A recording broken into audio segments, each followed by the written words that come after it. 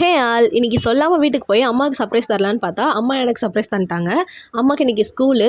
So வீட்டில் சாப்பிட்றதுக்கு வந்து எதுவுமே இல்லை. அம்மாவுக்கு மட்டும் கரெக்டாக செஞ்சு வச்சுட்டு போயிருக்காங்க போல், வேஸ்ட் ஆகக்கூடாதுன்னு.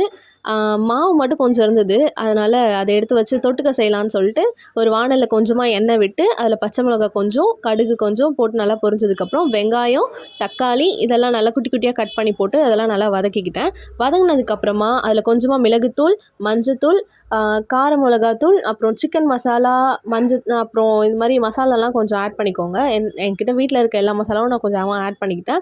இது எல்லாத்தையும் நல்லா வதங்கணும். வதங்கினதுக்கப்புறம் கொஞ்சம் தண்ணி விட்டு அதை நல்லா மூடி வச்சுருங்க. ஒரு 2 மினிட்ஸ் போல் அது கொஞ்சம் கொதிச்சதுக்கப்புறம் இந்த மாதிரி தான் இருக்கும். நல்லா எண்ணெய்லாம் பிரிஞ்சு வந்து சூப்பராக இருக்கும். இறக்கும்போது கொஞ்சமாக கொத்தமல்லி போட்டு இறக்கிக்கோங்க. நான் தோசை வந்து ஊற்றிட்டேன். தோசை ஏதோ எனக்கு ஓரளவு ஷேப்பாக வந்திருக்கு இன்றைக்கி தான். அதை வச்சு சாப்பிட்டேன். சூப்பராக இருந்தது, செம்ம டேஸ்ட்டாக இருந்தது.